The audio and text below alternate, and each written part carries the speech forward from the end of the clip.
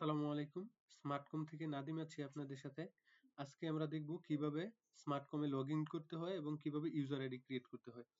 তো প্রথমেই আমরা আপনাদেরকে যে ইনিশিয়াল ইউজার আইডি দেয়া থাকে ওটা দিয়ে এখানে লগইন করবেন। আমরা আমাদেরটা দিয়ে লগইন করে নিচ্ছি।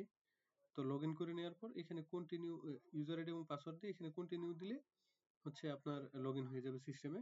লগইন করার পর প্রথমেই আপনারা চলে যাবেন এইখানে নিচ থেকে এই ৩ নাম্বার যে ইয়াটা থাকে আইকনটা ইউজার্স এইখানে ক্লিক করবেন।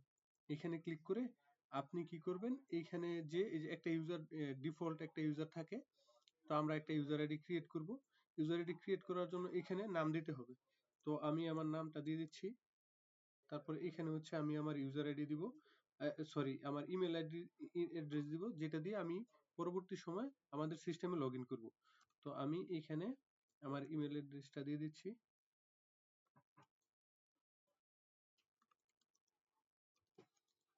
আচ্ছা, আমি আমার ইমেল অ্যাড্রেস দিয়ে দিলাম এবং এখানে আমি পাসওয়ার্ড দিয়ে দিচ্ছি, হ্যাঁ?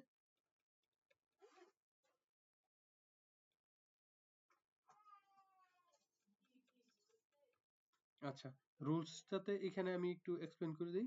ফুল অ্যাক্সেস দিবেন যারা হচ্ছে টোটাল সিস্টেমটা ম্যানেজ করবে, মনিটর করবে তাদেরকে দিবেন ফুল অ্যাক্সেস।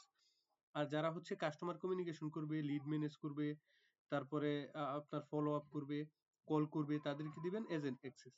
তো আমি ফুল অ্যাক্সেস দিয়েই এটা ক্রিয়েট করতেছি। এজেন্ট অ্যাক্সেস যাদের থাকবে তারা কোনো কনফিডেন্সিয়াল কিছু ডিলিট করতে পারবে না। আর যাদের ফুল অ্যাক্সেস থাকবে সে সবকিছুই করতে পারবে। তো এখানে ফুল অ্যাক্সেস দিয়ে আমি ইয়ে করতেছি। আমি আমার মোবাইল নাম্বারটা দিয়ে দিলাম। মোবাইল নাম্বারটা দিয়ে দিলাম। এখান থেকে ব্রাঞ্চ আমি সিলেক্ট করে দিব। ব্রাঞ্চটা মেইন ব্রাঞ্চ দিয়ে দিব, হ্যাঁ? আর চাইলে আমি এখান থেকে আমার ছবি কোনো একটা ছবি আমি চাইলে এড করতে পারি। তো আমি এখান থেকে জাস্ট একটা ছবি দিয়ে দিলাম। দিয়ে আমি এখানে জাস্ট ক্রিয়েট বাটনে ক্লিক করে দিলেই আমার এখানে ইউজার আইডি ক্রিয়েট হয়ে যাবে। ঠিক আছে? তো আমি দেখেন আমার এখানে একটা ইউজার আইডি ক্রিয়েট হয়ে গেছে।